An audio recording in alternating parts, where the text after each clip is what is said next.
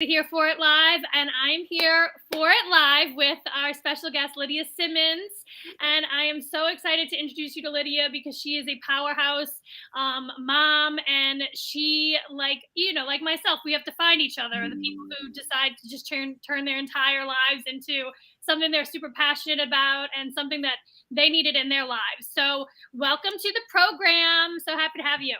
Yay, thanks for having me. Good to see you. Yes, you too. So we met, you and I met, and Marcella, we all met in Austin when we were at the Female Founders Day out in Austin. And it was such a great experience I met so many people at that event and have kept in touch with them. And so I wanted to absolutely share you with my audience and make sure that people know about your company and all the things you're working on. So can you kind of go into an intro about like how you navigated to this company and why moms taking care of themselves for a change is so important to you?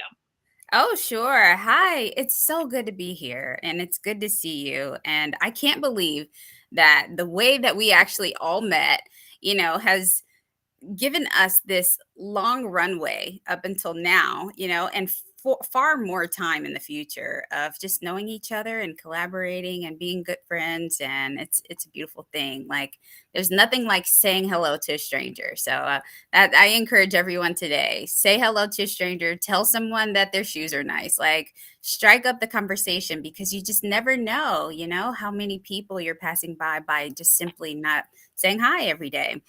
I'm Lydia Simmons, and I am the founder of Moo, and as of recently of Motherosity, which is a postpartum tracking app.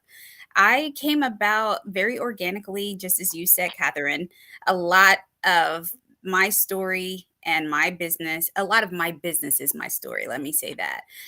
It exists because of what I experienced and an inability to find a solution to my own problem. I had two children later in life, according to clinical terms. I was geriatric, according according to the OBGYN clinic. I was 34 having my first baby.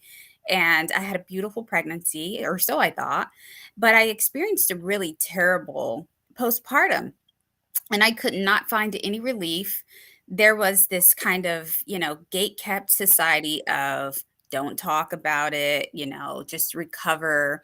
There was also an internal fear of I'm not feeling right, something's wrong. But if I say that something's wrong, people are going to question my ability to take care of my child. And so, then you go into imploding and suffering in silence on issues that really your husband may not be prepared to help you with, but maybe some other woman, next door or somewhere down the line of the family could actually speak to and give truth to power. For me, that was not the case. I just could not find help. I went into my physicians and I said, "Listen, I'm struggling with this. I have black, darkened eyes.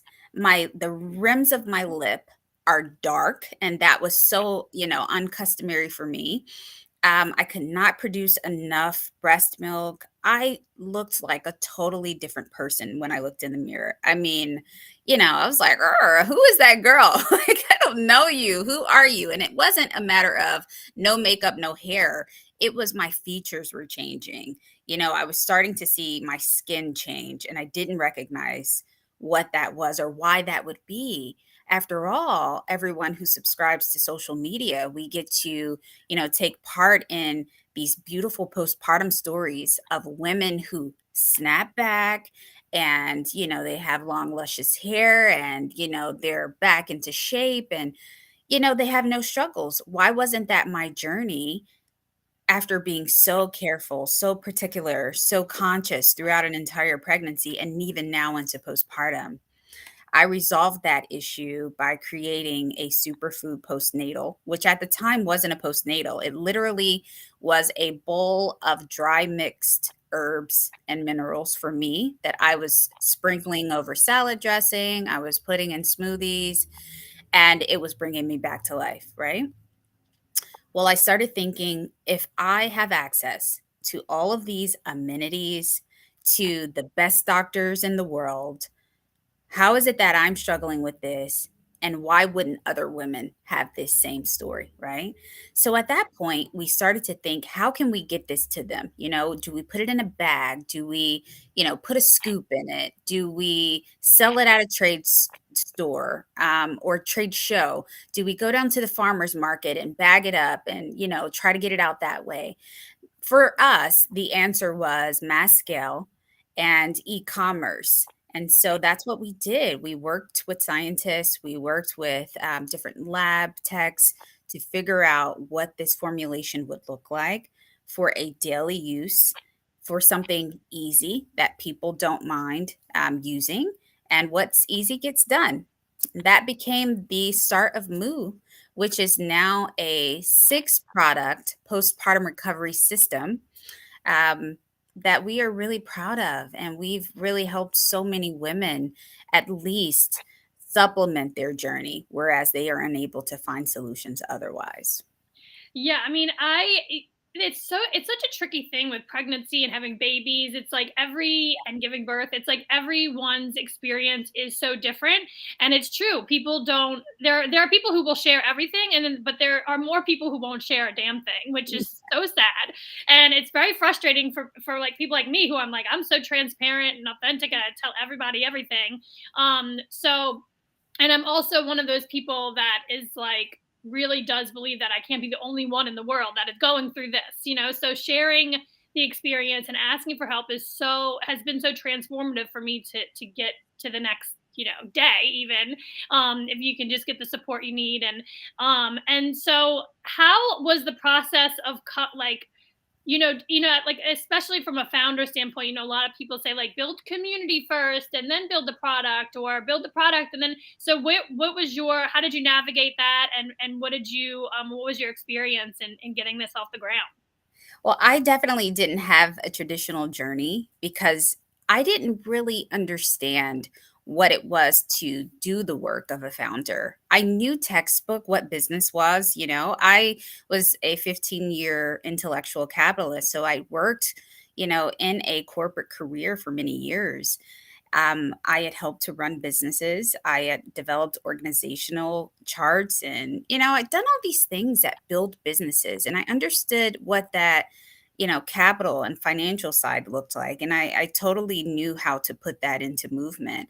What I was missing was the people part. In fact, I can remember when I first started to really get wheels behind Moo, we were focusing so much on the product that it just almost felt cringy, But that's what we knew because from the consumer side, that's what we see. We see Coca-Cola commercials and we never see, people in those commercials. We see the product, even if the commercial's full of people. We know it's a Coca-Cola commercial.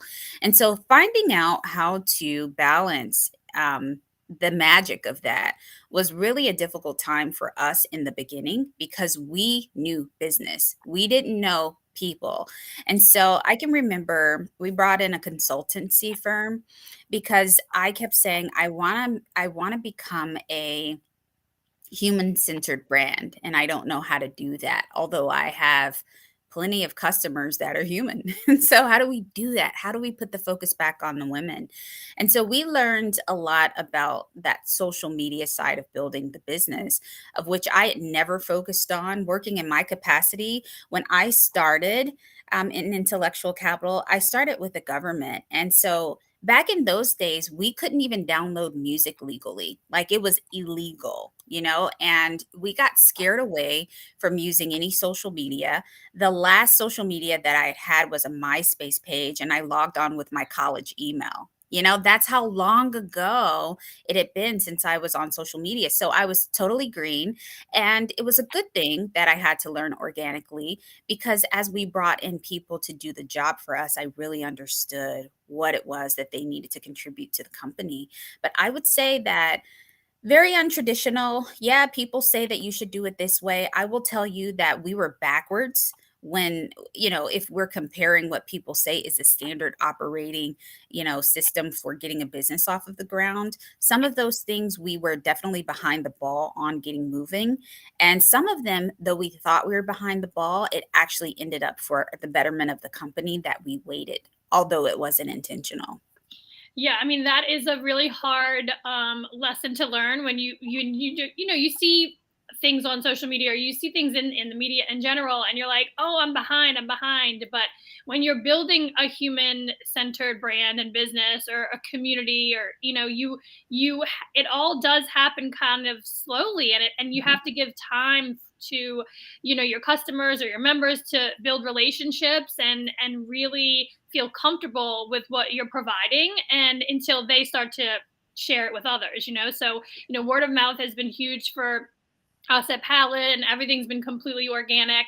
And I think that strengthens us. That makes our entire organization and community stronger when there are real people behind this who are cultivating real relationships with the services we are providing, and the connections, and it's so important to me. So I think, like, the slow and steady really does win the race. And I say slow and steady, but it's like it has felt like a decade that we've been building this company, and I'm sure you have the same experience where you're like, where did the time go?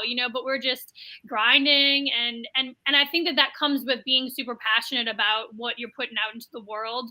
And I see that in you, in the multiple organizations and things that you're kicking forward, and the work that you're doing is so important, and it's so refreshing to see you put yourself out there. I mean, I see myself in a lot of that, where it's like, wow, she's putting herself out there, she's doing the damn thing, and it's just so inspiring to me. And we need people like us, right? Like, we need more examples of moms working and putting themselves out there. And I just like love that about you. And I'm just like so happy to have met you and have you in my life, because it's like it keeps me kind of going too. Thank you. It's a struggle. I get a little bit of a schooling weekly from our publicist staff because that's not what I want to do. I don't want to put myself out there. I've been private for so long, but I realize that so much of what we do is my story and it needs to be told. And there's so many things that happened with me that you repress because you want to repress those things. But it's so therapeutic to be able to say, I experienced this, and have someone else say, damn, that happened to me too. Like, I didn't realize that that was problematic, but wow, I see that that's problematic and it bothered me, but I just let it go because I thought maybe it was me and maybe I was being a little too uptight. And giving, a lot of truth to my story empowers other moms to speak out and to say that they aren't feeling well, or they were mistreated, or they're being misguided. And I think that that is where healing has, resided for us, and me in particular, is in hearing someone else say, I get it. I understand. I experienced this too. Thank you for letting me know what I could do to make this better. And so it's rewarding. Yes, yes. Okay, so if anyone wants to get in touch with Lydia, you are so accessible, and I love that about you. But go to her website. It's everymoo.com. I'm pretty sure. Correct me if I'm wrong. And yeah, it's everymoo.com. Okay, cool. And then also Melderosity. We didn't really get into that. Maybe we need to do this again with just a focus on that. But it's this great app. And is it in beta still, or is it ready for people to download and dig into? It's beta, but you can definitely download and take advantage of it. It's free. There are some in-app purchases that we're working on, but right now we're building and we want to hear back from you how we can make it better. So we're keeping it in beta because we want our users to build the app. We want our users to tell us exactly what they need. We've given you guys an amazing foundation and it's very comprehensive. Check it out. It's on both Google and Apple Play stores. And it's really unique. I call it a friend in a pocket, especially if you're postpartum or within that first year of having a baby and you just need to understand a few things that you may be experiencing a little better. You can also reach me at Hormonal Lydia on Instagram, and I respond. People DM me and it's me. I'll chat with them all day. So you can definitely get a hold of me directly. Yeah. Yes, I love it. I love you. I love what you're doing. Anything that we can do to support you, you just like say the words, and hopefully we'll see each other in real life again soon.